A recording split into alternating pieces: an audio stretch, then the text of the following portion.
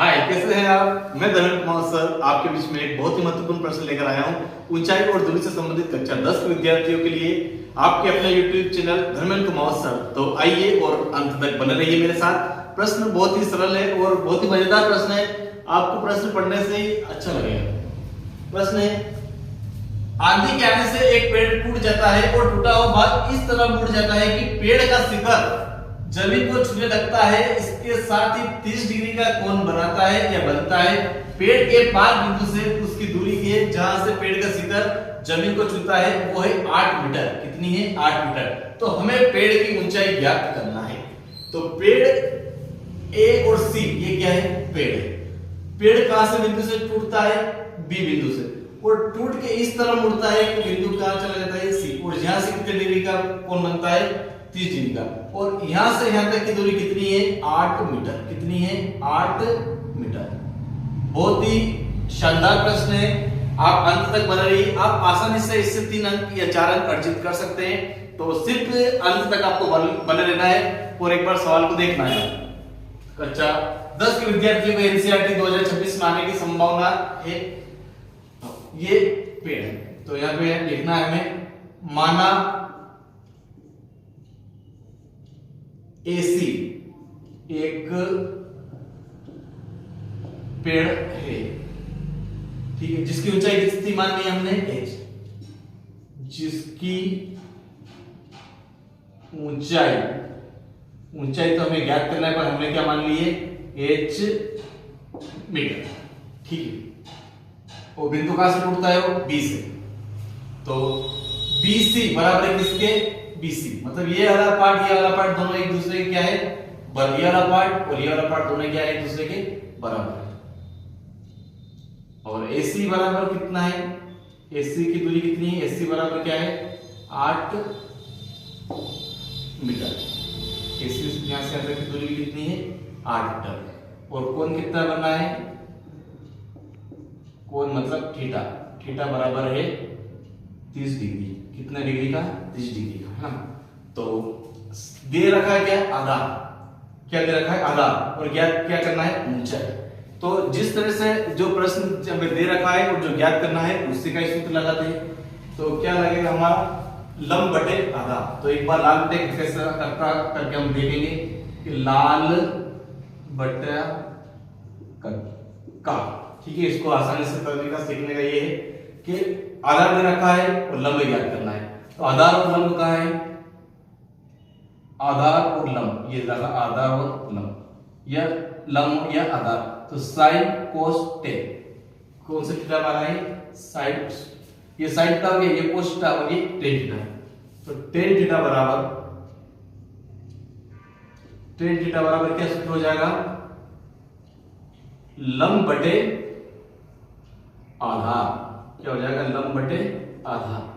तो लंब कितना है? AB। लंब कितना है? AB। और आधार क्या है? AC। आया है तक आपको समझ में? अब क्या रखना है? 10 कितने डिग्री का बन रहा है? कितने डिग्री का कोण बन रहा है? 30 डिग्री का। तो 10 30 बराबर AB कितना है? ज्ञात करना है। तो AB ऐसा कैसा ही, परंतु AC कितना दे रखा है? 8 मीटर। तो 8 मीटर। इसमें कुछ मानना है तो कुछ मान भी सकते, नहीं मानना तो कोई बात नहीं। अब 10 30 का मान होता है 1/√3। ऐसे ऑब्जेक्टिव में आपसे पूछ सकते हैं कि 10 30 का मान, तो आपको याद रखना है 1/√3 या 1/3। तो 1/3 बराबर AB ऐसा कैसा ही, और बटे में 8 भी ऐसा कैसा ही। अब तीन गुना करेंगे, इसका गुना इसमें और इसका गुना इसमें। तो AB का गुना √3 में करेंगे, तो √3AB बराबर 1 का गुना 8 में करेंगे तो 8। तो AB बराबर 8 के बटे में √3। ये समीकरण नंबर 1। ये क्या बना हमारा पास? समीकरण नंबर 1। अब तो विद्यार्थियों समीकरण नंबर 1 प्राप्त हो चुका है। यानी कि पेड़ जहां से टूटा था वो वाली, यानी यहां से यहां तक की दूरी हमने निकाल ली है। यहां से यहां तक की दूरी हमें प्राप्त हो चुकी है। अब हमें निकालना है BC। क्या निकालना है? BC। तो पूरा हो जाएगा हमारा, मतलब पूरा पेड़ बन जाएगा ना इसके बाद। तो अब क्या करेंगे? अब हम यहां से अब आधार दे रखा है और ज्ञात क्या करना है, कर्ण। आधार दे रखा है और क्या ज्ञात करना है, कर्ण। तो कर्ण और आधार कब दे रखा है, कर्ण और आधार दे रखा है नहीं, आधार और कर्ण। तो साइन और कोस थीटा, कौन से थीटा से बनेगा, कोस थीटा से। तो समकोण त्रिभुज ए बी सी में, यहां पर भी एक बात मैं भूल गया हूं, अब याद दिला दे, कुछ नहीं करना है, लिखना है त्रिभुज ए बी सी में, ठीक है। तो त्रिभुज ए बी सी में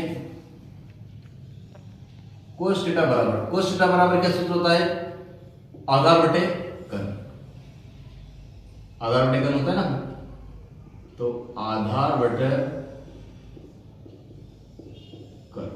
तो आधार क्या है, आधार वही AC और कर्ण क्या है, BC। आया है सर, हाँ। तो कोस कितने डिग्री का कोण बनेगा, 30 डिग्री का।